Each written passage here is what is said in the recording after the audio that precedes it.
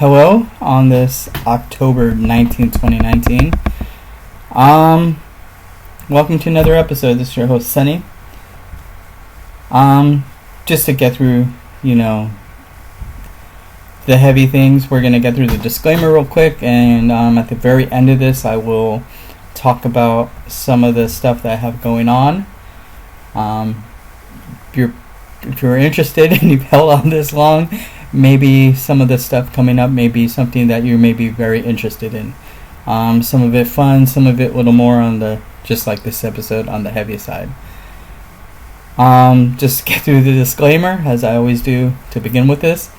All these opinions, statements, research, they're all mine.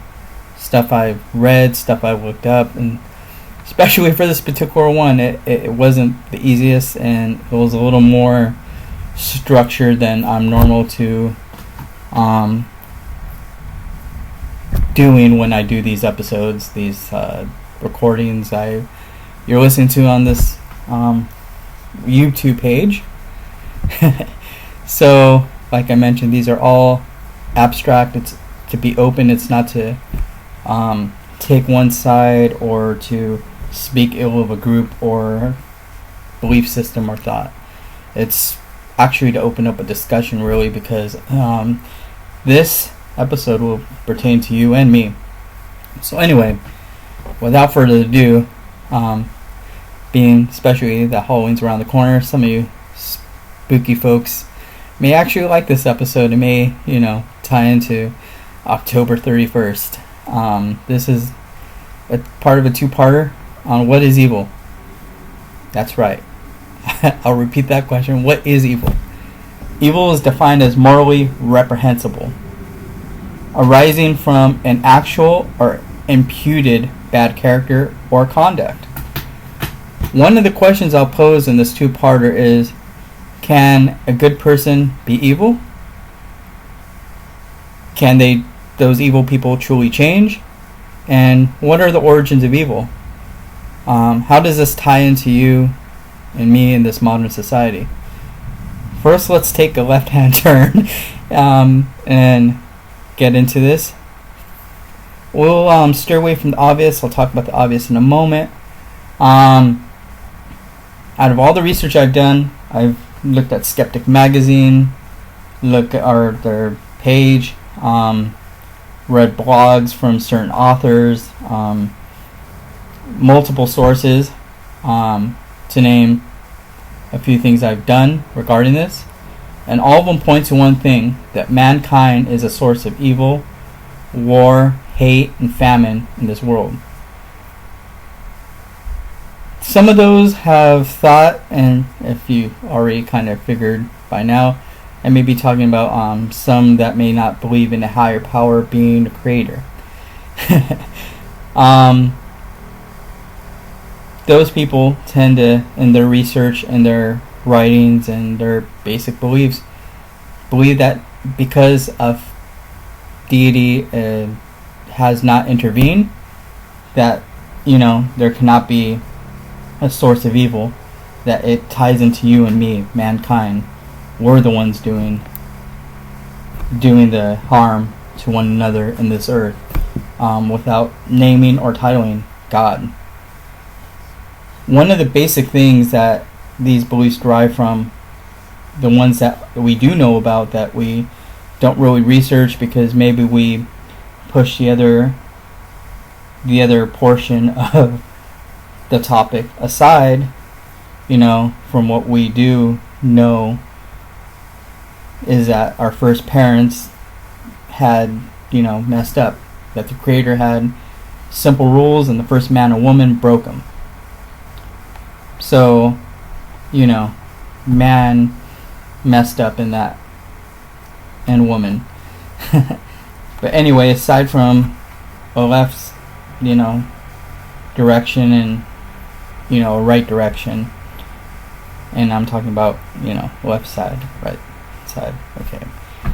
And I'll speak about why I'm kind of doing that. Anyway, how do all these beliefs fit into you and me? Well, all those point to we are the problem. The way we act, the way we treat one another, the wars, the violence, the famine. Some may be sore about what I'm about to mention, but in all this, we have a choice. We can choose to not associate with person X.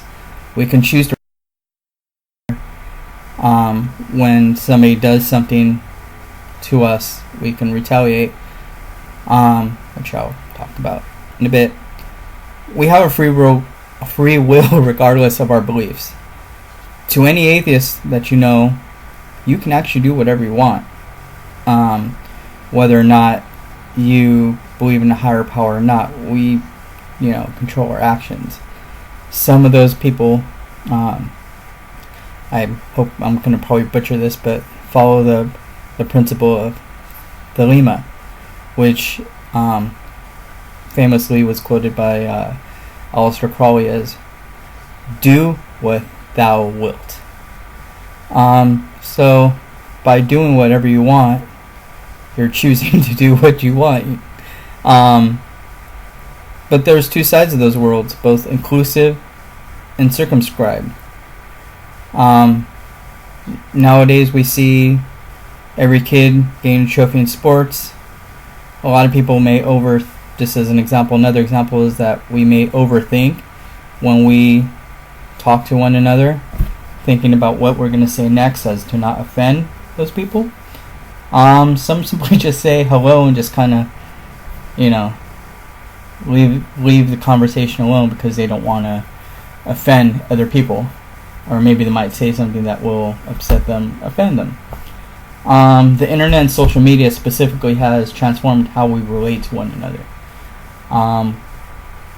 A fingertips notice, or a thumb notice for most of you people who have apps, texting, other means of communication, you can get a notification, and with those notifications you can be, not only share but receive information regarding stuff people post up, videos, pictures. But can we share too much? Can we? Some people, from the food they consume to what they're doing at their places of employment, what's worse is that we can interject our opinions instantaneously at the touch of your phone, your app. People are getting more and more entitled, and like I mentioned, quicker and quicker. Just tap it on your phone and you can see questions, comments, get notified, breaking news, things with politics, and some of those things can be outrageous. They can outrage one another. But for every action, there's a reaction. Do we nitpick? Do we retaliate back at one another?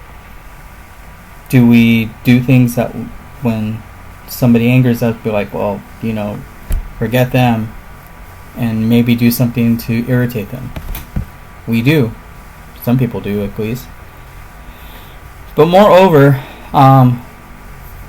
there's much more to that, and there's much more to how we are in the interior or in the exterior of ourselves. For example, and this is a spoiler alert, I can't believe I just said that, but anyway, for any of the literary folks out there who are interested in books, reading, some may be more sensitive to this topic and this book, and it's maybe your faith and whatnot you may not want to read this book. But for me, I found both sides and interest in the story. Fiction. Joe Hill, a writer, wrote a book called Horns, and in that book they explores the topic of the devil and evil.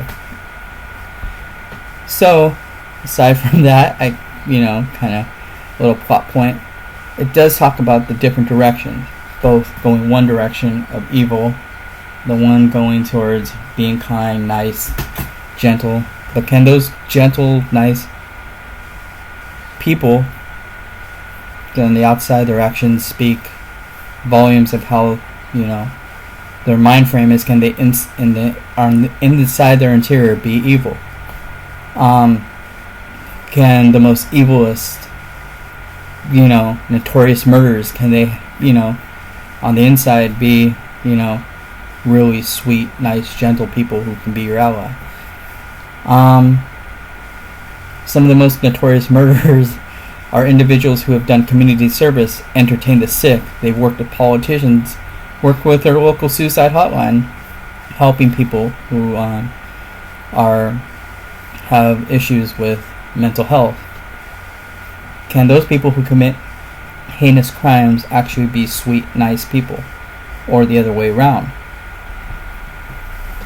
Evil can strike everywhere, from good or bad. Can it be from the video games, the music we listen to, crime-creating criminals? That is not where it just lies. There's more to it. I've seen people who are told they would be in a gang, a dope fiend, die in prison, become the nicest, caring, have your back, tell a positive message to somebody, individuals that you can think of. I've seen people who come from sheltered homes be really, having caring, loving family, just be somebody who's engulfed in the streets, be really aggressive to people, be really not the kind of person you want to be around. So there's both sides to the coin. Can you build positivity for that? Is there a solution? The foundations we build matter. Things that we do can either create or break down a person, and how we interact with one another, how we can change the world around us. And I'm not talking about the billions of people. I'm talking about the people around you, the person next to you, the person you talk to every day, your best friends. You are the company you keep. I said that before in the quote that I've quoted before on this channel. You are the company you keep. So there are aspects of how you as an individual can shape, that's your world. You create it. How can those things change? How can you change a person around you? How can they change you? The next episode, I'll be talking about a lot of that. So just tune in, and we'll get to that. And aside from that, I want to discuss the fact that the next couple episodes are going to be pretty heavy. Once again, like I mentioned at the onset of this, it's going to be to open up a discourse. It's not meant to be one opinion, one thought. Maybe there's going to be a positive discussion on this.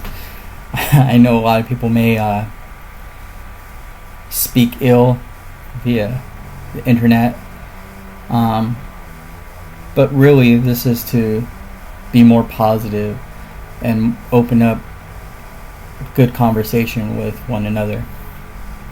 So the next couple episodes are going to be super heavy, serious topics, and then aside from that, I'm going to do a little more lighthearted, because I'm trying to.